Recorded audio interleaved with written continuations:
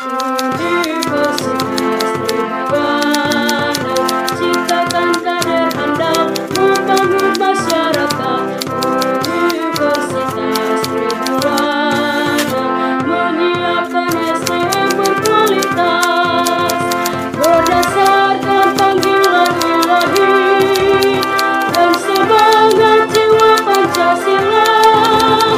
Mari berganding tangan melayani sesama, peduli kebutuhan masyarakat. Universitas Tribhuwana, kasih Tuhan memberkatimu.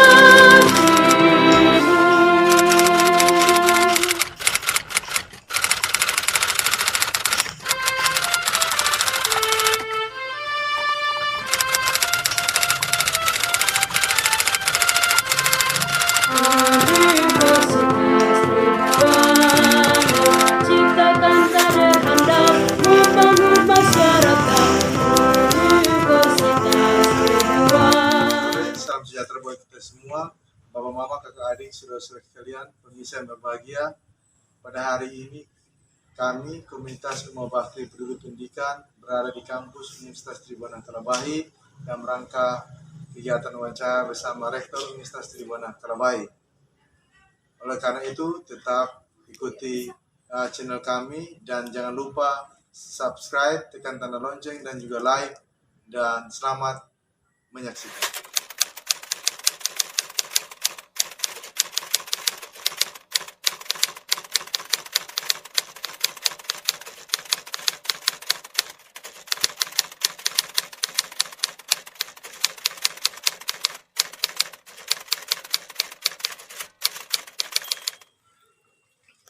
Ya, selamat sore, salam sejahtera bagi kita semua.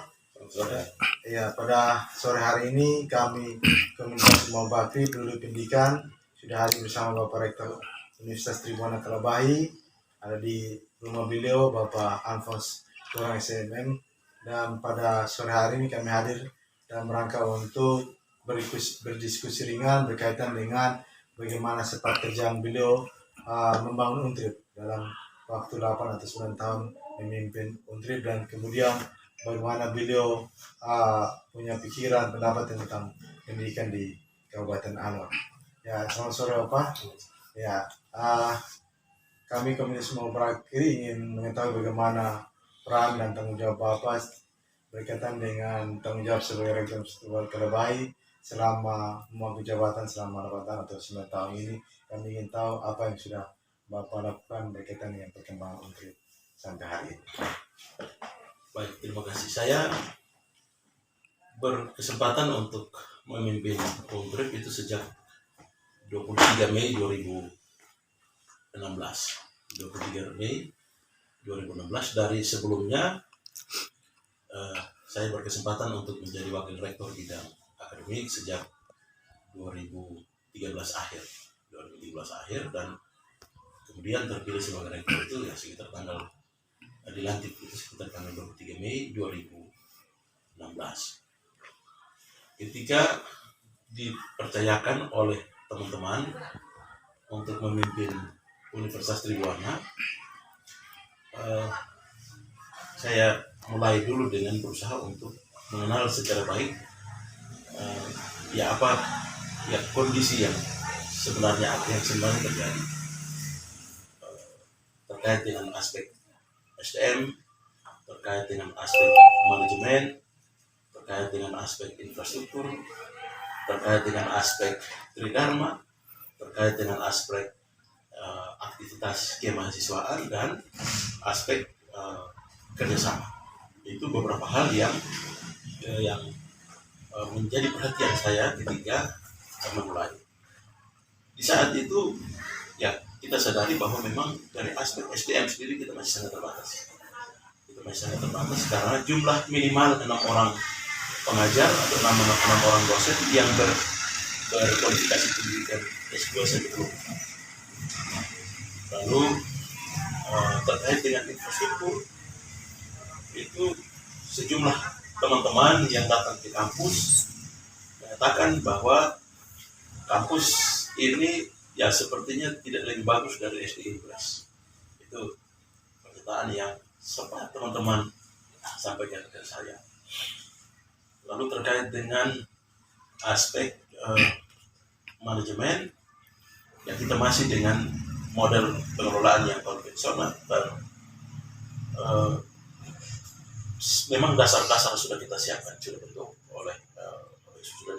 oleh pemimpin sebelumnya. Tetapi memang menjadi sesuatu yang dalam pandangan kami, bukan saya saja, tapi kami semua yang waktu itu dipercayakan dalam struktural, kita perlu memberikan perhatian terhadap perbaikan di aspek itu. Sehingga berbagai langkah kita usahakan dan kita juga menata kembali manajemennya, termasuk kita gunakan sistem informasi berbasis web yang kita sebut dengan Syakat e-Kampus, itu yang kita gunakan.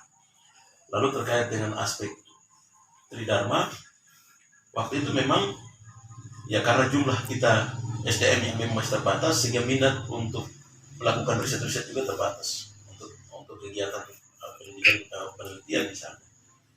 Tetapi juga kita punya kesulitan terhadap aspek pendanaan waktu itu. Sehingga yang saya lihat, ini perlu untuk kita berikan stimulan yang memang menolong untuk orang mau melakukan penelitian. Sehingga untuk kegiatan penelitian ya tidak banyak, tetapi yang kita lakukan adalah menyiapkan dukungan pendanaan dari institusi kepada semua pengajar, dan prinsipnya semua wajib meneliti. Waktu itu cukup menolong, sehingga kita sempat dari klaster binaan naik ke klaster media. Itu kita sempat karena jumlah riset yang waktu itu lumayan. Lalu kita agendakan juga kegiatan seminar internasional, international conference waktu itu, yang memang memungkinkan untuk semua dosen bisa melakukan riset, sehingga ya lumayan baik. Dan kesini yaitu kita tetap pertahankan untuk rangsangan dari institusi itu menjadi sesuatu yang kita gunakan untuk semua teman-teman harus melakukan penelitian. Dan puji Tuhan ya hari ini ya belum maksimal, tetapi sudah cukup banyak hasil karya-karya dari teman-teman kami yang bahkan terpublikasi di jurnal internasional terindeks Scopus. Itu sudah kita demikian pula dengan aspek pengabdian. Pengabdian pun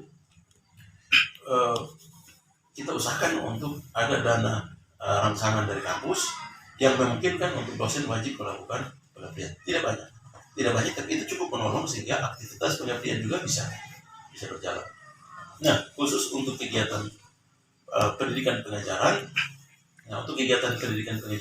ya saya kira ini sudah baku ya, kita menyesuaikan dengan kebijakan pemerintah saja, sehingga prinsipnya apa yang diatur atau apa yang digariskan oleh Kementerian Ristek-Dikti, ya kita tidak lanjuti dengan menetapkan kebijakan-kebijakan yang memungkinkan untuk ada penyesuaian. Sampai sekarang ya kita juga menyesuaikan dengan kebijakan Merdeka Belajar kurikulum MBKM Merdeka Belajar. Kita beri ruang yang luas untuk mahasiswa bisa berpartisipasi ikut kompetisi, sehingga mereka bisa juga untuk mengakses program-program atau hibah-hibah yang dialokasikan, yang diatur oleh pemerintah. Lalu kita juga mulai memberikan ruang mahasiswa yang ingin untuk mengambil studi di luar kampus, itu juga kita berikan. Tapi sejauh ini sampai dengan ini belum banyak yang berani ya, karena mereka masih membayangkan datang kuliah itu masuk kampus dan dengar dosen mengajar gitu. Mereka masih ada pada kondisi itu. Tapi sejalan dengan ini pasti kita akan terus berusaha untuk mengatur kebijakan-kebijakan yang memungkinkan untuk mereka bisa memanfaatkan kebijakan MBKM ini untuk mendapatkan pengalaman belajar di luar kampus maupun di luar kampus kampus lain maupun di dunia industri. Ya, lalu aspek kemahasiswaan memang hari ini kami belum sampai pada posisi mahasiswa bisa lolos juara di peringkat 3 besar. Tetapi yang kami lakukan adalah beri ruang untuk mahasiswa bisa ikut terlibat, beri ruang untuk mahasiswa bisa ikut terlibat. Memang kompetisinya lumayan berat, tapi kalau misalnya untuk Olimpiade Sains misalnya, mahasiswa sudah berkesempatan untuk bisa masuk final dan sampai ke tingkat nasional.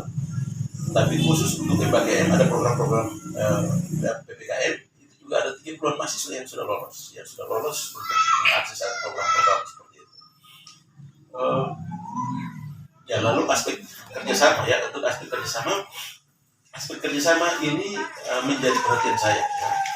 Aspek kerjasama ini menjadi perhatian saya, dan sasaran untuk urusan kerjasama itu saya fokuskan kepada bagaimana melengkapi infrastruktur yang terbatas. Bagaimana melengkapi infrastruktur yang terbatas yang tadinya hanya 3-4 gedung, ya, kita cari lagi dengan bertemu mereka-mereka yang menurut kita bisa menolong, ya, mereka-mereka yang bisa menolong, baik mereka di pemerintahan, baik pemerintah provinsi maupun pemerintah pusat, termasuk juga mendekati mereka yang punya kebijakan politik. Saya mendekati orang-orang partai, dan ya, urusan untuk mengusahakan penyesuaian atau untuk melengkapi infrastruktur itu cukup menolong. Sehingga hari ini ya memang kalau teman-teman pergi ke kampus, memang belum selengkap kampus-kampus tua, gitu ya, tetapi belum selengkap kampus-kampus tua, tapi ada banyak sekali hal-hal baru yang terjadi. Dan itu selalu ditanya oleh alumni yang sudah pergi, sudah tamat 5-6 tahun lalu. Ketika datang kampus itu mereka merasakan sekali perbedaan tampilan fisik, ya, gitu. Termasuk juga menata dinas sekitar, semua juga saya usahakan. Dan kita usahakan untuk ada fasilitas bis kampus, fasilitas internet dan lain-lain. Itu semuanya dari urusan kerjasama. Khusus untuk kerjasama yang berhubungan dengan bidang akademik, kita terlibat di dalam berbagai konsorsium. Yang kita terlibat dalam berbagai konsorsium, ada konsorsium antar perguruan tinggi Kristen, ada konsorsium antar perguruan tinggi di NTT, juga ada konsorsium antara program-program studi yang sejenis, dan ada juga kerjasama antar perguruan tinggi, baik yang ada di dalam NTT, wilayah NTT maupun di luar. Dan dari kerjasama itu ada sejumlah hal yang sudah berjalan. Misalnya hari ini mahasiswa TI kita, Teknik Informatika, itu ada kelas yang mana mereka bisa mengikuti kelas Bina Dharma Palembang. Jadi ada kelas yang mana mereka belajar, tapi mereka bisa ikut di kelas kuliah bersama mahasiswa Teknik Informatika dari Universitas Bina Dharma Palembang, misalnya. Itu salah satu. Tapi juga untuk bidang-bidang penelitian, ada juga teman-teman yang melakukan penelitian bersama dengan lembaga-lembaga pendidikan di luar, termasuk juga dengan lembaga-lembaga riset di dalam daerah, lembaga-lembaga yang membutuhkan riset dengan WWF misalnya, termasuk dengan pemerintah kabupaten.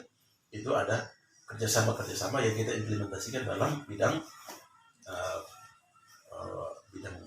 akademik. Satu hal yang kemarin menjadi pertimbangan saya untuk saya memaksakan diri dengan berbagai pendekatan, dengan berbagai cara untuk bisa mengangkat performa kampus itu, karena saya memang mengalami sendiri.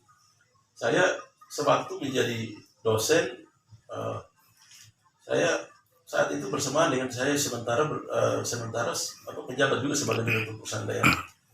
Waktu itu jujur saya lebih bangga jadi direktur perusahaan daerah daripada dekan fakultas ekonomi, karena jalan bersamaan. Dan saya kira ada banyak teman juga yang tidak pede menyampaikan bahwa ya kami dosen biologi. Dan cita-cita saya waktu itu, saya harus berusaha melakukan berbagai hal yang memungkinkan untuk mereka yakin, mereka percaya diri, berani untuk mengatakan bahwa kami dosen ontri. Itu yang kita lakukan, sehingga kita usahakan untuk ada perbaikan-perbaikan di aspek sistem reward segala juga kita usahakan untuk ada perbaikan, termasuk kita mengusahakan untuk ada tunjangan transportasi. Kita usahakan untuk ada rangsangan-rangsangan yang tadi saya sampaikan untuk pengertian. Bersama dengan yayasan kita betul memperhatikan sistem pengupahan. ada daftar yang kita siapkan. Jadi tidak sekedar mengajar berapa SKS ya, tapi kita mengatur secara baik dengan tata kelola yang modern. Sehingga ya hari ini saya kira silahkan tanyalah kalau teman-teman sudah percaya diri, dan bahkan saya juga percaya diri menyebutkan bahwa saya dosen, karena ada sejumlah perbaikan-perbaikan yang kita kerjakan, termasuk juga sejumlah kemajuan-kemajuan yang kita usahakan. Terkait kerjasama juga itu saya usahakan untuk ada akses beasiswa. Terlebih ketika mengalami kita ada dalam kondisi pandemi, banyak mahasiswa dengan kesulitan membayar SPP. Ya, saya usahakan untuk membangun komunikasi baik dengan pihak LLDT, juga membangun komunikasi baik dengan pihak ya mereka yang punya kewenangan untuk mengatur beasiswa aspirasi, sehingga praktis hari ini dari 2.729 mahasiswa untuk tadi yang saya sampaikan itu ada sekitar 60% mereka sekolah gratis. Dan mereka hanya berpikir tentang bagaimana belajar. Soal dana tidak mereka pikirkan. Soal SPP yang sering menjadi masalah dan itu, tapi ya masih ada juga sebagian yang belum. Tapi kita sudah berusaha untuk ada sebagian besar. Saya hitung bisa sekitar 20 miliar yang teralokasi untuk membiayai beasiswa mahasiswa, baik yang datang ke kami maupun yang dicairkan ke rekening-rekening pribadi mahasiswa. Luar biasa. Berarti bahwa dalam perjalanan 6 tahun dari 2016 sampai hari ini, segala yang berkaitan dengan aspek-aspek yang sudah disampaikan itu setidaknya semua sudah terpenuhi dan berangkat membangun pendidikan di Universitas Tribhuwan Kalibahit. Dan itu menjadi kebanggaan, dan termasuk juga salah satu alumni yang merasakan bagaimana proses pendidikan di Universitas Tribhuwan Kalibahit, dan juga melihat. Jadi kami tadi beberapa orang, termasuk beberapa dari STM Nongko, merasa luar biasa karena terlihat perkembangan pembangunan fisiknya luar biasa, dan juga semua hasil yang dicapai itu pasti tidak melalui proses yang gampang-gampang. Semua pasti ada masalah, ada tantangan. Karena itu kami dari komunitas sedikit ingin mengetahui bagaimana hal-hal apa yang menghambat dalam membawa tugas, sehingga sedikit menjadi tantangan masalah, sehingga sampai hari menjadi penuh Bapak untuk bisa selesaikan. Ya, yang menjadi pergumulan saya hari ini soal ketersediaan minimal 2 orang dokter. Ya. Itu menjadi pergumulan saya. Saya sedang saya sedang terus juga berbicara dengan teman-teman, mengajak teman-teman dalam berbagai kesempatan. Yang mau sekolah jalan sudah, karena saya punya target untuk 2024 dan 2025 paling tidak begitu. Itu ada minimal 2 orang doktor atau kandidat doktor di 11 program studi. Itu target kita seperti itu. Tapi ya rata-rata memang mungkin baru pulang sekolah, baru membangun rumah tangga segala. Jadi yang nekat jalan saya bilang segera begitu. Tapi untuk meyakinkan segera jalan ini masih sulit. Tapi saya akan terus berusaha untuk meyakinkan mereka yang sudah bisa sekolah jalan sudah begitu. Bahkan yang saya lakukan, yang baru pulang S2 mau jalan saja begitu.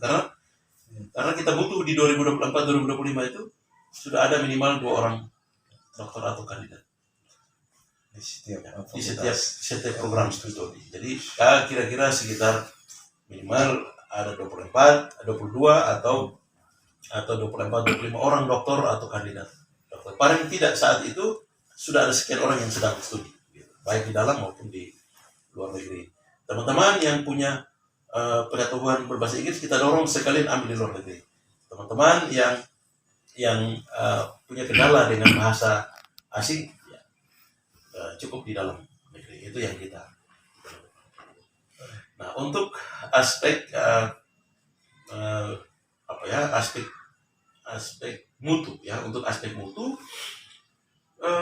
kita sedang dalam usaha untuk memastikan mutu kita menjadi lebih baik. Sehingga kebijakan yang kita lakukan hari ini sedang berlangsung adalah melakukan kegiatan audit mutu internal. Audit mutu internal. Di audit mutu internal ini kita siapkan auditor internal yang sedang mengaudit mutu di kampus. Kita sedang mengaudit untuk memastikan kita punya baseline di tahun 2022 ini jelas tentang kondisi kita di semua prodi dan semua unit lembaga itu seperti apa. Karena kita memang punya target, punya rencana untuk di 2023 ini, 2022 ini menjadi waktu di mana kita akan memberikan perhatian untuk perbaikan di segala aspek mutu. Sehingga paling tidak di tahun 2024, 2023, ketika kita mengajukan usulan untuk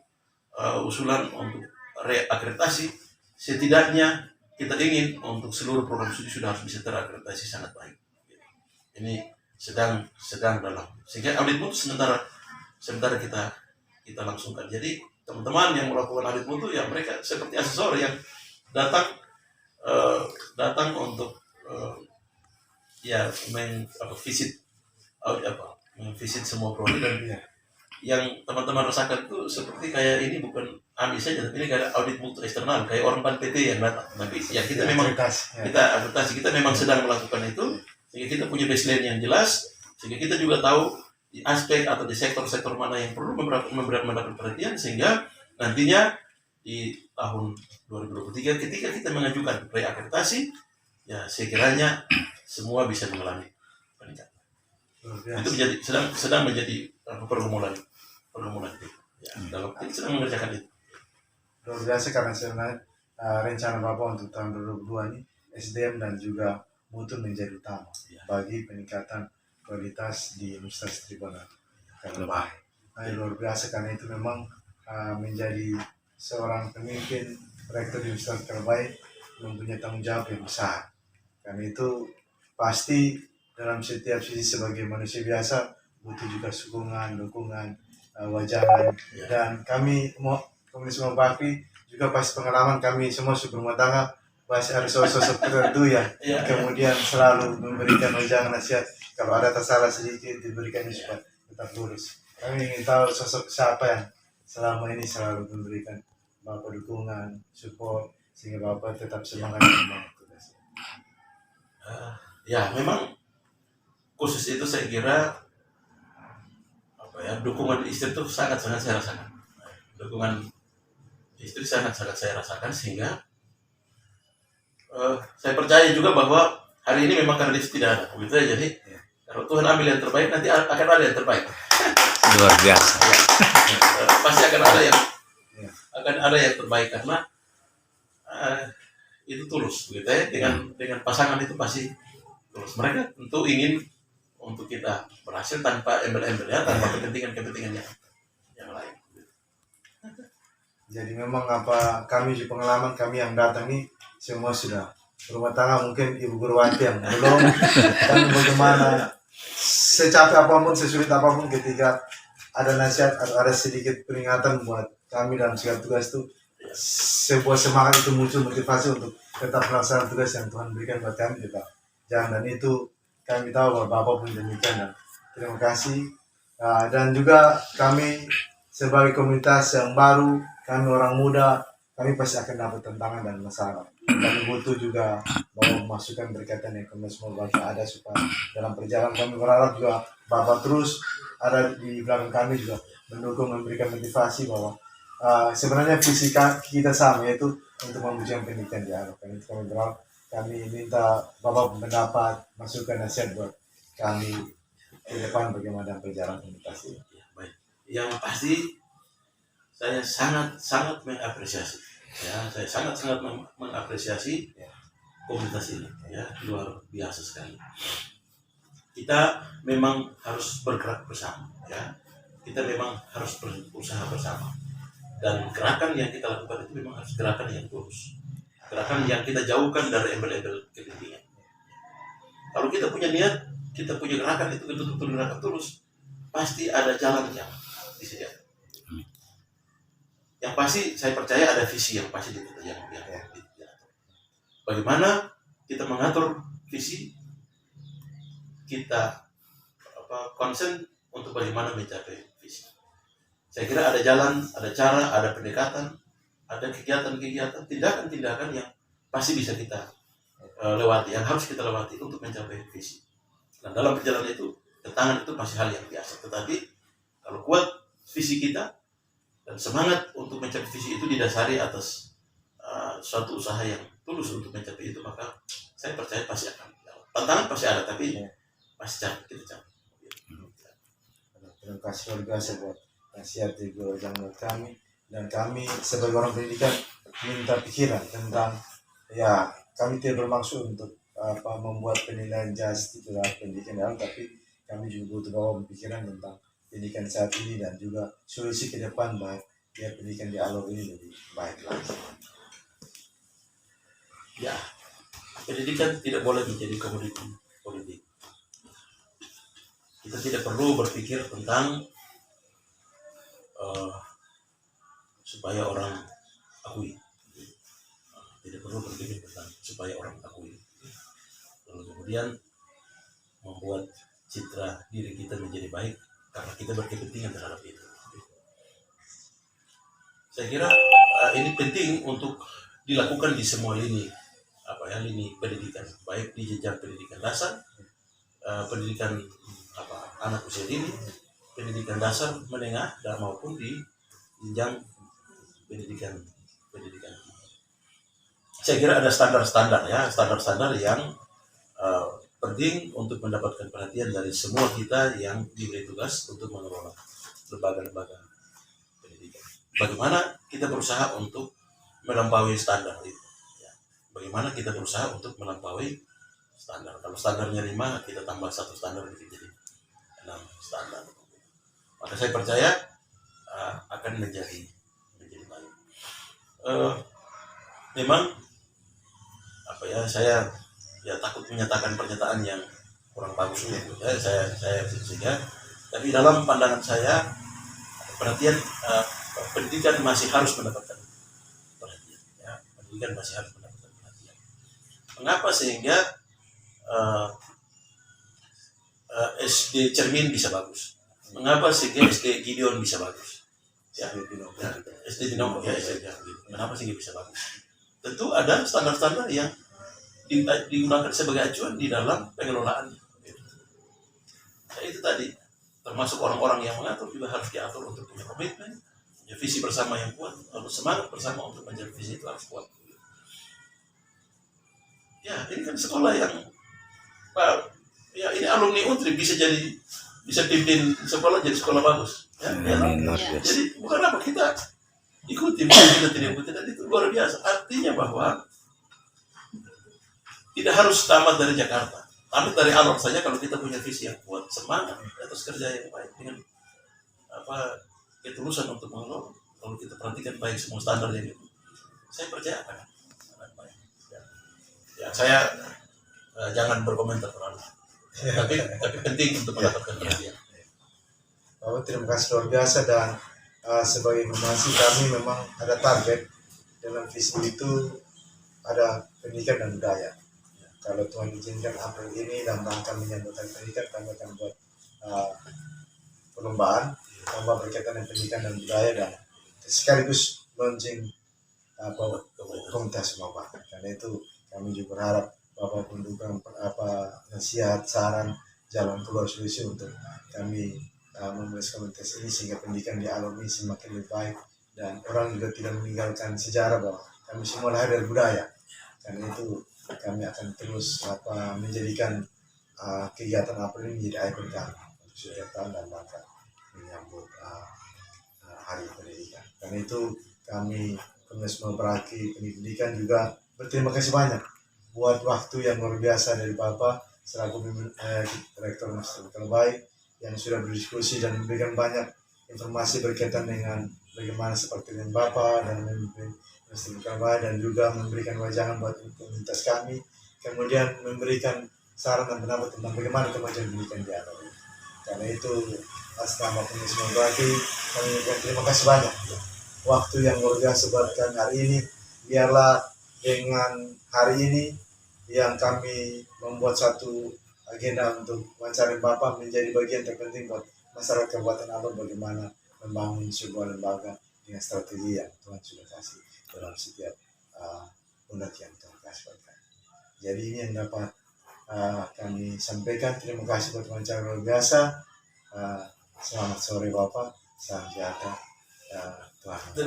Terima kasih juga. Terima kasih banyak juga atas kesempatan yang Ya, luar biasa ya. Saya pikir tadi ini ada diskusi apa, tapi ternyata ini diskusi yang baik sekali. Terima kasih. ya, Komunitas Muhammad Bakri akan menjadi pelopor pendidikan berkualitas ya. Amin. ya, Sukses untuk komunitas Muhammad Bakri. ya, ya. Oh, terima kasih. Iya. Ya. Ya. Rasa senyumlah, syukuri hidupmu. Tunjukkan pada dunia bahwa kau mampu. Masih banyak yang lebih susah hidupnya. Senyumlah, syukuri hidupmu.